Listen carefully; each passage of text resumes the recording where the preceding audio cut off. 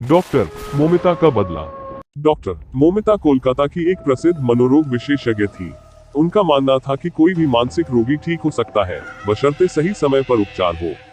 लेकिन उनके जीवन का सबसे खतरनाक मामला तब सामने आया जब उन्हें एक रेप पीड़िता रिया का केस सौंपा गया।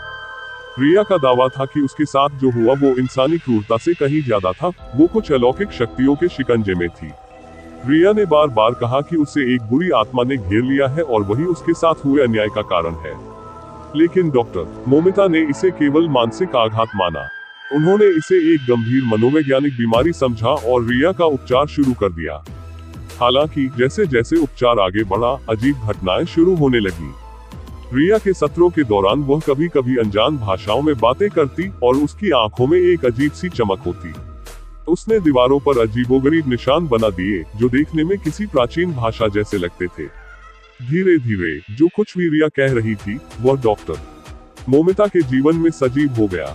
आधी रात को उन्हें अपने घर में कदमों की आवाजें सुनाई देती, कमरे के कोने में कोई काली आकृति नजर आती और फोन पर अजीब संदेश आने लगे, तुम भाग नहीं सकती। एक रात जब डॉक्टर मोमिता अपने घर लौटी तो बाथरूम के शीशे पर खून से लिखा हुआ पाया, तुम्हारा अंत नजदीक है।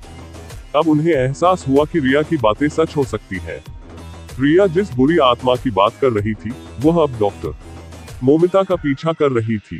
डॉक्टर मोमिता ने मामले की गहराई में जाने का निर्णय लिया और पता चला कि यह सिर्फ एक रेप केस नहीं था। यह एक सदियों पुरानी बुरी शक्ति से जुड़ा हुआ था जो एक खतरनाक कल्ट से संबंध रखती थी। इस कल्ट ने कोलकाता में 1900 के दशक की शुरुआत में कई बलियों और हत्याओं को अंजाम दिया था और रिया उस काले रहस्य का सबसे ताजा शिकार थी।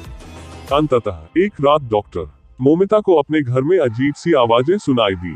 उन्होंने डरते हुए दरवाजा खोला और देखा कि रिया उनके सामने खड़ी थी, लेकिन उसकी आंखें बिल्कुल सफेद थीं, जैसे उसकी आत्मा अब उसकी नहीं रही। रिया ने धीरे धीरे कहा, तुम्हें यकीन नहीं था, अब वो तुम्हारे लिए आ रहे हैं। अगली सुबह डॉक्टर मोमिता बेहोश हालत में अपने क्लिनिक में पाई गई। उनके हाथ में कल्ट का एक पुराना ताबीज था, लेकिन रिया कहीं नहीं थी, वह गायब हो चुकी थी।